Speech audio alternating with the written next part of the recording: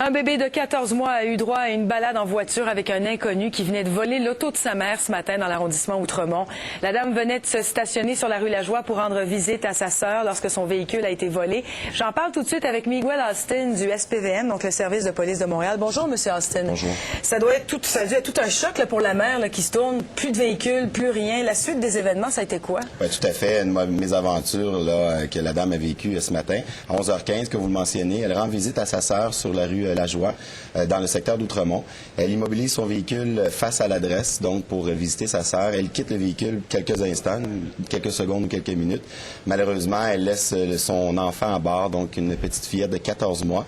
Et ça a pris quelques secondes pour qu'un suspect s'introduise à bord du véhicule et prenne la fuite. Donc, il a pris la fuite et il s'est dirigé où? Il est parti avec le bébé? Il est parti en direction ouest sur la rue Lajoie, vers un endroit inconnu.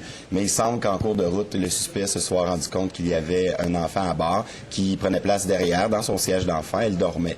Et puis, quelques minutes plus tard, on a su, via un appel qui a été logé au 911, que le véhicule venait d'être abandonné sur la rue Boyer, près de la rue Bellechasse, dans le secteur de Rosemont. Alors, ce que l'on croit, on peut s'imaginer qu'il se pourrait que ce soit le suspect lui-même qui ait logé cet appel-là pour nous informer que le véhicule y était également la petite fillette qui se trouvait à bord. Bon, c'est une bonne nouvelle puisque l'histoire se termine bien. Pour ce qui est du suspect, bon, on n'a pas pu retracer d'où il logeait l'appel ou on n'a pas pu l'arrêter, du moins. En fait, l'endroit d'où provient l'appel, ça a été retracé. Il y a une expertise qui sera pratiquée. Heureusement, l'enfant se porte bien. Elle dormait toujours à l'arrivée des policiers. Quelques minutes après, on a pu la reconduire, dans le fond, dans la famille, à la résidence de la famille sur la rue Lajoie. Donc, elle ne s'est jamais rendue compte de rien? Non, absolument pas. Elle dormait toujours. Alors, elle est en bonne santé. Il semble que cette mésaventure-là ne l'ait pas trop affectée. Elle ne s'en est pas rendue compte. Est-ce qu'on a une hypothèse un petit peu? Parce que s'il s'est rendu compte qu'il y avait un enfant à bord du véhicule, qu'il a appelé, qu'il a pris la peine d'appeler et tout, c'était peut-être juste pour voler le véhicule, là, pas faire de mal à l'enfant ou quoi que ce soit. Il semble qu'il n'y avait pas d'intention de séquestrer ou d'enlever cet enfant-là. Il s'agissait d'un vol de véhicule. On s'en rend compte.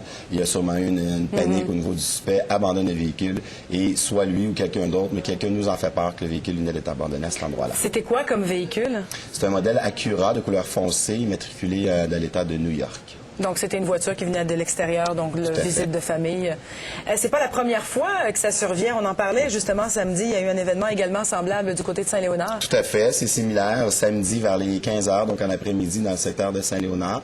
À ce moment-là, c'est un homme qui immobilise son véhicule près d'un dépanneur, tout près de l'entrée, et il entre quelques instants, encore une fois. Il laisse deux enfants à bord du véhicule, soit un enfant de 3 ans et un autre de 3 mois. Et le commis qui se rend compte que soudainement, le véhicule quitte en trombe. Et malheureusement, l'homme a tenté de rattraper le véhicule sans succès. Et le suspect a pris la fuite là, également. Là encore, on a laissé les deux enfants sur le trottoir. Puis... en fait, le suspect a abandonné l'enfant de 3 ans sur le trottoir et il a continué sa route parce qu'il y avait un enfant de 3 mois. Il a abandonné le véhicule dans un cul-de-sac un peu plus loin. Et heureusement, dans ce cas-ci, les enfants se portent bien également, mais le suspect est arrêté.